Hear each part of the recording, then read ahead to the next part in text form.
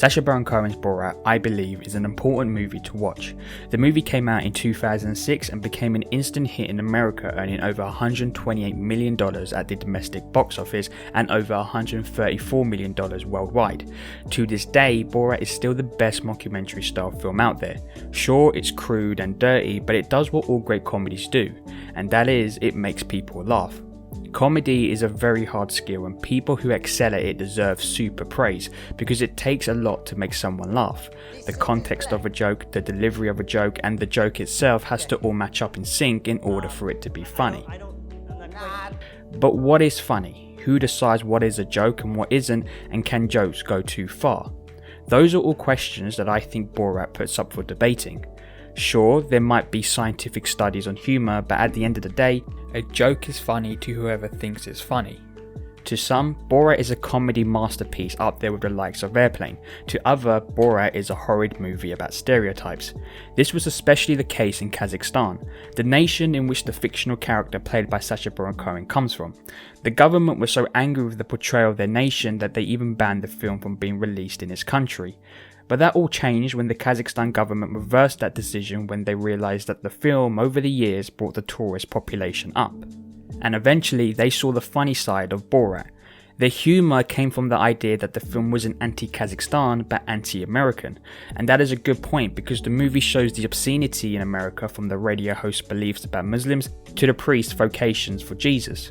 Borat doesn't just make fun of Kazakhstan, he also makes fun of America.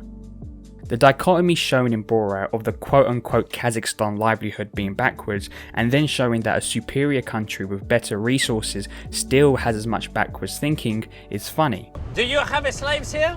No slaves. It is a shame. And Borat. Big shame. In my Joker analysis, I said that comedies are inherently tragic, and this is shown to be true for Borat on two occasions, the rodeo and church scenes.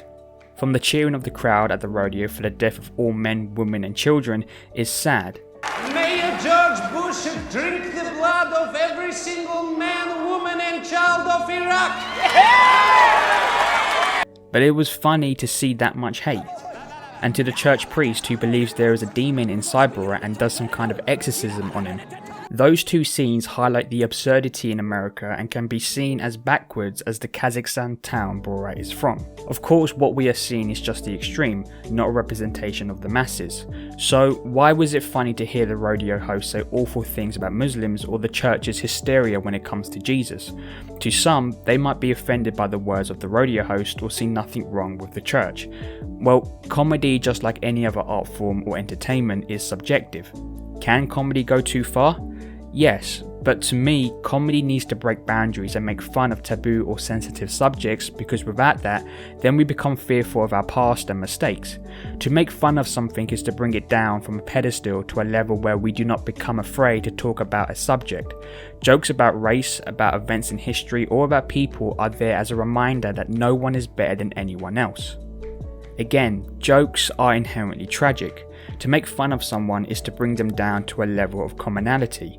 A joke about Jesus is to bring the subject to a common playing field, to no longer talk about a subject without being afraid. Borat does that. The jokes about the Jewish community, of course, is offensive, but it isn't malicious, and I think that is important. Sacha Baron Cohen isn't citing hate speech at the Jewish community. He makes fun of the idea that the Jewish community has many stereotypes that are absurd.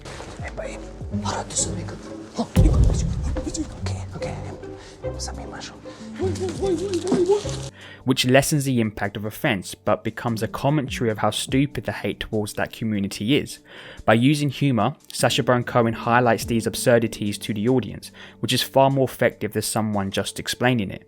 During the film, we see Borat meet many types of people that are all opposite to one another, from the feminist groups to the group of drunk lads, and the high society dinner guest to the prostitute. Borat doesn't pick a side, he just shows the disconnect with the American people. The feminist group battles hard to suppress women's stereotypes, but we see later on that change they are looking for is long off what some people believe, which is shown through the words of the drunk guys. They don't have my respect, you know, I mean... Then we see Borat having dinner with people who are from a high society background, and it looks boring, but the opposite of that, the low class and looked down upon prostitute, is the more exciting company, and that is all shown through comedy. In one of the scenes, Borat goes to a comedy lesson to learn American style of humour, and this is an important scene because comedy can't be taught. Humour is about life lessons, experiences, and all about telling a story. Telling a story can be taught, but not comedy, because the subject is too subjective. What I find funny is different to what you would find funny, but at the end of the day, a joke is a joke. Borat may be a crude and offensive movie, but has an important message about humour and the power it has. From this movie, it showed the diverse and strange country of America.